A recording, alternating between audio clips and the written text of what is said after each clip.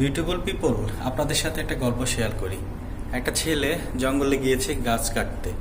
তো সেই কাঠ কাটার সময় সে মাটির নিচে খুঁড়তে গিয়ে দেখে একটা ধাতব পাত্র। তো সেই ধাতব পাত্রটাকে সে খোলার পরে সেখান থেকে একটা জিন বের হয়েছে।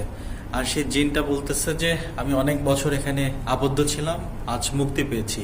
তুমি চাইলে আমাকে ছেড়ে দিতে পারো, তুমি চাইলে আমাকে তোমার সাথে নিয়ে তোমার সব কাজ করাইতে পারো।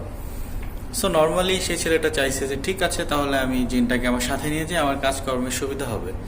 তো ফাইনালি সে যখন বাসায় নিয়ে গেছে, বাসায় নিয়ে যাওয়ার পরে সেই জিনটাকে বলছে যে জিন, আমার বাসাটাকে তুমি 5 তলা বিল্ডিং বানিয়ে দাও। তো যেই কথা সেই কাজ, বাসা 5 তলা বিল্ডিং হয়ে গিয়েছে। সকালে ঘুম থেকে উঠে দেখে পাশে ওই ছেলেটার আপন চাচার বাসা 10 তলা বিল্ডিং হয়েছে। তো তখন ছেলেটা চিন্তা করলো, কি রে, আমার 5 তলা হইলো, সাথে সাথে আমার চাচার 10 তলা হয়ে গেল। তখন সে জিনকে বলছে, জিন, এটা কেমন কথা, ওখানে 10 তলা হইলো কেন? তো তখন বলল যে তোমার যখন যাই হবে তোমার চাচার তার ডাবল হবে, এটাই হচ্ছে আমার ধর্ম। আচ্ছা, ভালো কথা। পরের দিন জিনকে বলছে যে তুমি আমাকে 10 ভরি সোনা দাও। তো সকালে ঘুম থেকে উঠে চাচার বাসায় গিয়ে দেখে যে হ্যাঁ, চাচার বাসায় 20 ভরি সোনা।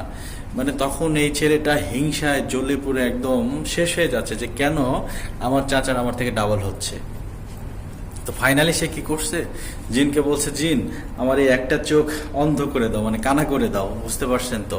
তো যে কথা সেই কাজ, জিন রাত্রে ছেলেটার একটা চোখ কানা করে দিছে।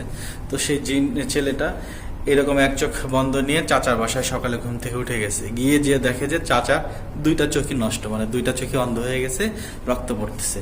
তখন সেই ছেলেটার অনেক শান্তি লাগছে। তা আমরা বাঙালি কিন্তু এমন, নিজের ক্ষতি করে হলেও অন্যের ক্ষতি করতে আমরা পিছুপা হই না। আসলে এই ধরনের মন মানসিকতা আমাদের কারোরই থাকা উচিত না। গল্প দিয়ে শুধু আমি ব্যাপারটাকে তুলে ধরছি। ধন্যবাদ। গল্পটা কেমন লাগলো এটা জানাবেন কমেন্টস বক্সে।